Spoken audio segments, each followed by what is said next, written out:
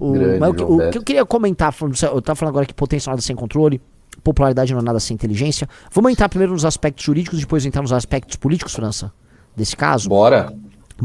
Aspectos Julgamento do bolso? Do bolso e Xandão. Bora. Como você enxerga, como será entendido, né, nos próximos anos esse julgamento? Né? Como será entendido tanto a questão do mérito quanto a questão da forma? Cara, eu acho que o tempo ele depende muito de quem conta a história, né? A gente já viu aí o que aconteceu com revisionismo histórico do que aconteceu nos anos 60 até os anos 80.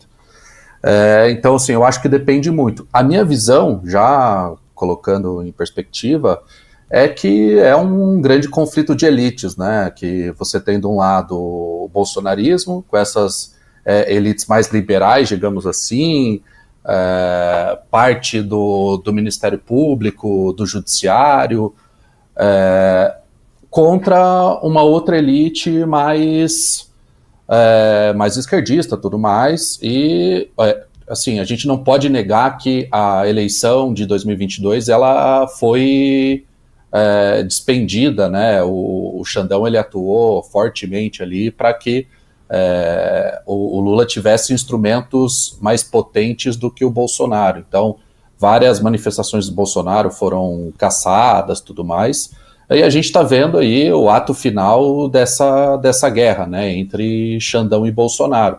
Mas, havendo uma alteração de forças nas próximas eleições, eu acredito que esse pêndulo volte contra esse arranjo de Xandão, de STF, de esquerdas, que não é um arranjo estável, né?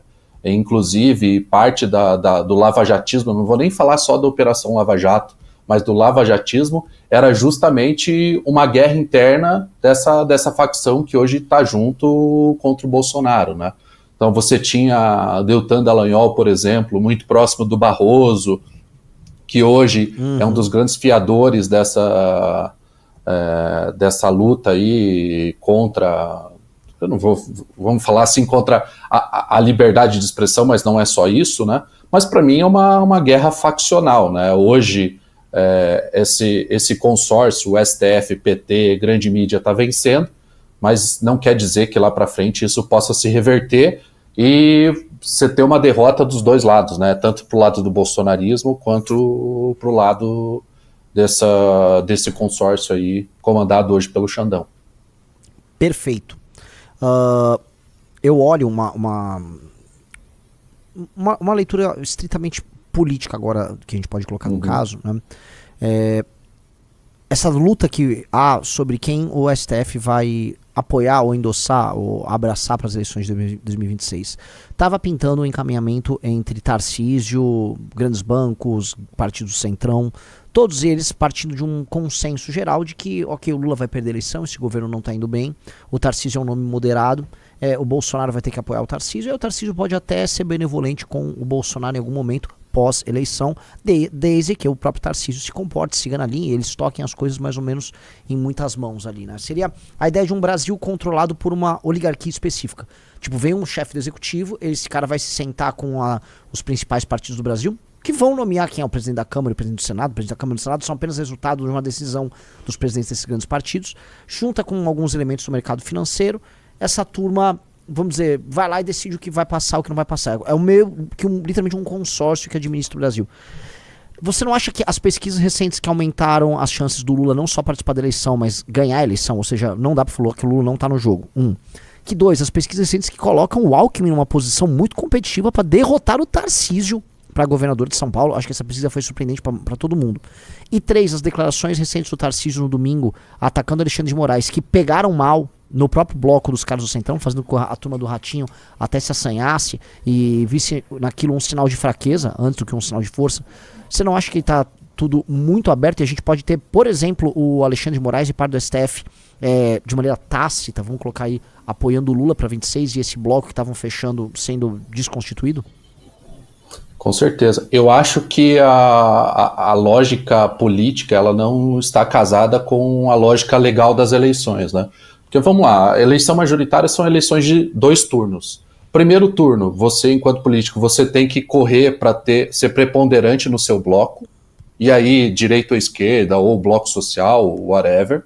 E o segundo turno é um caminho para o eleitor de centro. Na última eleição, como o Bolsonaro ele assustou muito essa turma, ele acabou perdendo para o Lula também porque o TSE não permitiu que ele atacasse o Lula como ele estava sendo atacado ou estava criando fatos contra si próprio, né? Eu acho que o Tarcísio, nesse momento, a manifestação dele no final de semana garante a dominância dentro desse primeiro bloco de primeiro turno, da direita, digamos assim, mas o afasta do eleitor médio para um segundo turno. Então, isso vai gerando um medo, e aí eu não estou nem falando, eu olho para minha mãe, por exemplo. Minha mãe, entre um Tarcísio num caminhão xingando o STF e tudo mais, e votar no Lula, ela vai votar no Lula. E, assim, eu conheço muita gente assim. Exatamente, e é justamente esse público que deve ser enfrentado. Então, o que eu acho? Essa briga, Estados Unidos, STF, essa atuação do Eduardo, ela foi boa para reaviver o bolsonarismo, enquanto o bloco hegemônico, digamos assim, mas o afasta, numa lógica de segundo turno, a esse eleitor mediano. Então, o Tarcísio, qual que é o grande problema? Ele está tendo que dar um passo atrás para garantir a dominância dele num primeiro turno, nesse grupo político. Só que isso resolve um problema de curto prazo, só que gera um problema de longo prazo, e aí longo prazo a gente está falando de um hiato de 3 semanas, né, entre o primeiro e o segundo turno, que é assustar esse eleitor que não é ideologizado, né, ou não está abraçado nessas questões. Então a gente pode ver até por questão de, assim, a gente sente um vitalismo maior na direita, isso se reflete até nas manifestações de rua, mas esse vitalismo ele vai ser prejudicial no segundo turno. Esse é o grande problema. Então acho que essa é a minha visão sobre a situação. Perfeito. Algum comentário sobre essa questão jurídica? Como você vê aí o voto do Xandão? Cara, foda-se o jurídico, né? O jurídico é só para justificar a questão material, né? Então, assim, não importa mais. Até essa questão, assim, era uma discussão que 3 anos existia e hoje nem existe mais, você não tem ninguém que defenda isso, que é a defesa do Estado Democrático de Direito, do bom senso. Isso foi pro caralho, né? A gente tá num fim de guerra ali que não sobra mais ninguém. Então a justificativa jurídica, foda-se, né? Até porque assim, o direito brasileiro ele já foi pros caralho há bastante tempo. Bastante tempo. Você falou uma coisa que é real. Ontem eu tava... eu ia assistir ontem lá a minha participação lá na PAN, e antes, né, tava passando um Roda Viva. Aí chamaram um advogado aleatório no Roda Viva, a audiência é bem baixa, aliás. E tava lá o advogado tentando dourar a pílula, falando sobre algumas diferenças, assim, minúcias, bem pequenininhas, um detalhe aqui, outro ali, sobre o voto do Xandão, uma condenação num artigo aqui, mas uma não condenação no outro. Aí como isso podia mudar tudo? Foda-se. Ninguém liga. Exatamente. Assim, o lance é, se o Xandão queria provar, a meu ver, que o Bolsonaro estava tentando um golpe de Estado, aquilo ficou claro. O problema é como ele conseguiu provar isso, né? E como ele está condenando. Se ele precisava dos elementos para contar a história, ele contou a história dele. Mas eu acho que no final, hoje, a história do Bolsonaro é preponderante sobre a do Xandão. Porque, vamos lá, eu acho, porque assim, os fatos que desaboram o Bolsonaro, eles aconteceram no mandato dele, no final do último mandato, e as pessoas não sabem nem quem votaram para vereador na última eleição, quiçá perde aquele... Fica só a história, perde a questão material, sabe, para as pessoas. Então, assim, hoje eu sinto que pelo menos pro lado da direita, o Xandão pode pintar e bordar, fazer PowerPoint, fazer os caralho que o Bolsonaro saiu na frente dessa, até porque, querendo ou não, a gente tá... hoje a população, ela tá escolhendo um lado, né? Não, me parece que não há essa visão de guerra de elites. Tipo assim, cara, dos dois lados são os filhos da puta, sabe? Se prenderem o Bolsonaro agora, que o próximo presidente tem o papel de prender o Xandão, sabe? Porque ele, obviamente, passou das 4 linhas. Então, uma guerra que a institucionalidade e juridicidade... É força pura e simples. Força pura e simples. Pura e simples. E o Bolsonaro, ele optou em se vitimizar, né? E eu acho que, pelo menos, vamos colocar o núcleo duro ali, uma direita mais radicalizada bolsonarista, 15 a 20% do eleitorado, que é o que acompanha ele desde de 2018. Que antes do primeiro turno de 2018, o pessoal falava, não, o Bolsonaro não vai, o Alckmin vai crescer e tal. Eu falei, cara, o Alckmin tem 5% e os 5% do Alckmin não são deles. É porque o cara não quer votar no Bolsonaro. Os 18% que o Bolsonaro tem é dele. Então essa turma ele conseguiu reagrupar. Agora, o restante, as franjas, digamos assim, não me parece muito interessante. Mas você acha que tá quente esses 15 a 18% do Bolsonaro? Eu não sinto essa galera mobilizada. Eu sinto muito mobilizada. Eu acho que deu uma radicalizada nas pessoas aí os últimos 3, 4 meses. Bom, acho que você tá no Paraná. Eu não tô vendo isso aqui. Exatamente. Eu vi essa manifestação aqui, eu senti mais uma manifestação morna em São Paulo, com a mesma base social deles. Mas não estou vendo as pessoas falando indignadas do que está acontecendo. Houve uma excitação com o negócio do Trump. Aquilo, né? O que está acontecendo? Meu Deus, tal. Depois esfriou. E aí vieram esse monte de pesquisas que referendaram o aumento da popularidade do Lula. Infelizmente, eu estava imaginando que poderia ser um fogo de palha, mas saíram outras pesquisas, não exatamente essas que deram aumento da popularidade dele, mas pesquisas de outra ordem que estão demonstrando o aumento da renda das pessoas que estavam em situação de extrema pobreza, muito por conta de programas sociais e atualização desses programas, que mostram, vamos dizer que o eleitor do Lula, esse eleitor muito mais pobre, ele realmente está consumindo um pouco mais, e houve uma pressão, né, ou uma descompressão deflacionária na parte dos alimentos, que fez com que essas pessoas tivessem uma sensação de que elas estavam consumindo mais. E naturalmente isso afeta diretamente, de maneira positiva, o eleitor do Lula. E aí nesse cenário o Lula ele volta para o jogo. Eu sinto que esse tema se misturou com o assunto do Trump, e ao se misturar com o assunto do Trump, o Lula no todo, né, o Lula no geral, ele começa a ter uma espécie de uma vitória simbólica dentro desse tema. Eu também acho que o cidadão comum não muito politizado não gostou dessa história. Mas como isso é compreendido como uma vitória, e como o Lula começou a se utilizar e como começou a ter essa melhoria na imagem dele, eu sinto que no geral as pessoas estão somando as coisas e há uma percepção de qualquer coisa que envolva Trump, Estados Unidos e Bolsonaro não é bom. Então eu não sei assim, se isso também incidiu sobre a base dele. Eu tenho uma impressão de que não foi uma estratégia vencedora, e só se o cara é muito radical ele realmente concorda com aquilo. Não sei se foi preciso. Eu estava pensando isso ontem, na pós-eleição de 22, que nós conversando e nós falamos que o nosso corredor ele ficou muito estreito naquele momento, né? Porque você tinha o Bolsonaro com a máquina na mão, e aí ele conseguiu ideologizar mais o bloco a votar no Bolsonaro. E aí partidos que, aquela época, né, partidos ou movimentos que eram de direita, mas não eram bolsonaristas, tiveram um mercado para abraçar muito pequeno, que era Nós e o Novo, né, todo mundo se fudeu nessa. Eu acho que na próxima eleição essa lógica vai se inverter, porque você tem o Novo, por exemplo, que mirou no bolsonarismo, todo mundo da direita está mirando no bolsonarismo, só como que fica isso não sendo o Bolsonaro o candidato, sendo o Tarcísio, o Eduardo fora, assim, vai ser o Flávio Bolsonaro que vai tocar essa massa? Então acho que até por falta de unidade, esses caras, o desenho estratégico deles é bem complicado. Então eu acho que a gente está entrando em ciclos de radicalização, só que uma radicalização menor, digamos assim.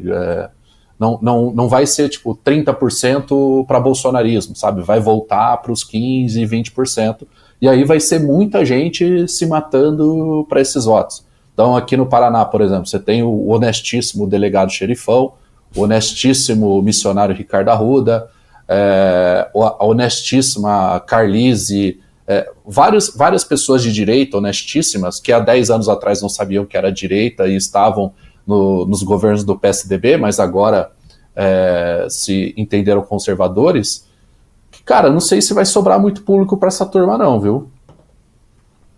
E aí surge uma oportunidade pra gente. Porque assim, cara, vamos ser sinceros, hoje o Bolsonaro está sendo julgado. Ninguém está falando sobre isso, velho. Você vai no boteco, os caras não estão comentando sobre isso. Zero. Até porque uma decisão judicial, eu sou advogado, eu trabalho com isso, eu consigo criar algo material na minha cabeça. Eu consigo vincular uma decisão a um fato físico. As pessoas não conseguem, cara. Uma decisão, um decreto, foda-se, entendeu? Whatever. Eu acho que as pessoas elas ficam mais impactadas quando há prisão, quando...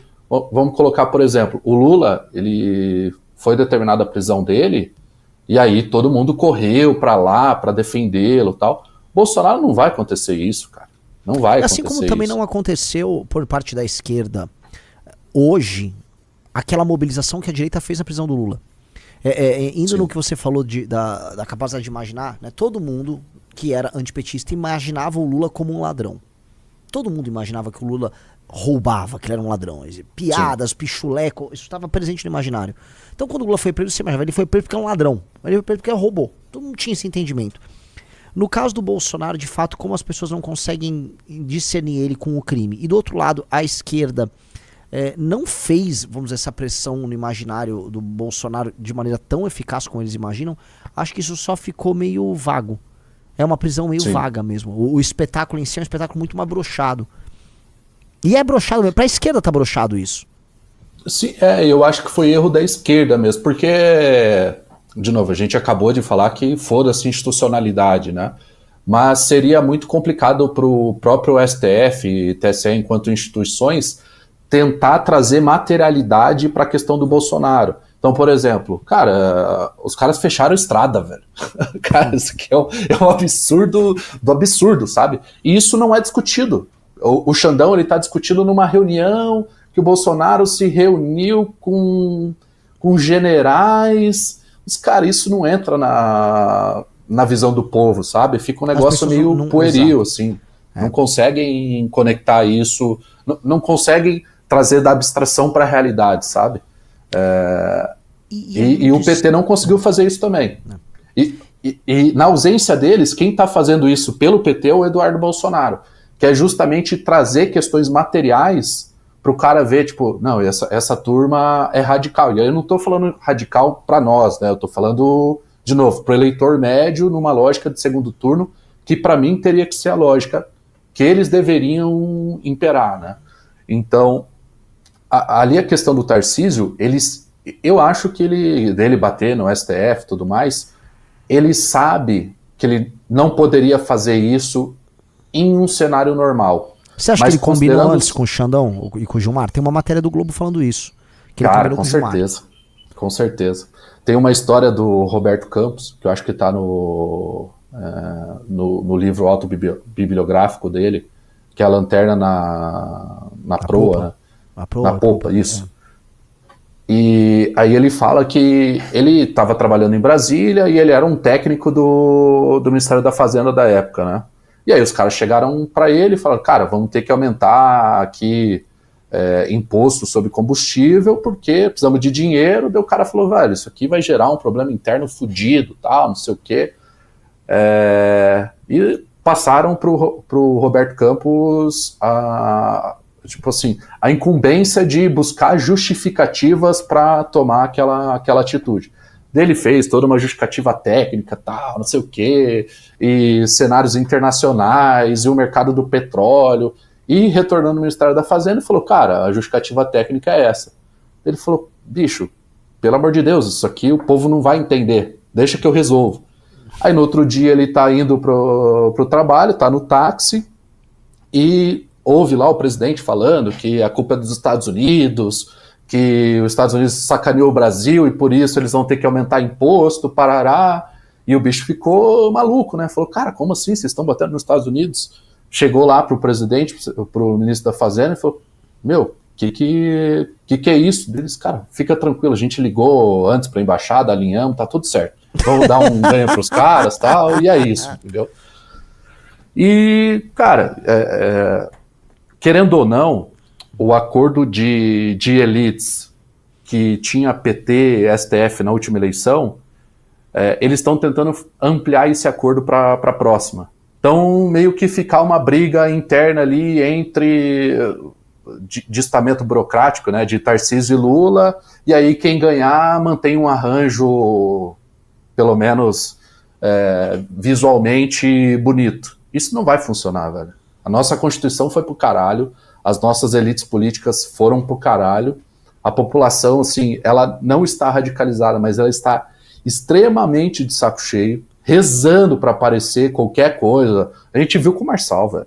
Sim. Que assim, que não tinha base material nenhuma, não tinha lógica o discurso dele, e o cara quase levou, sabe?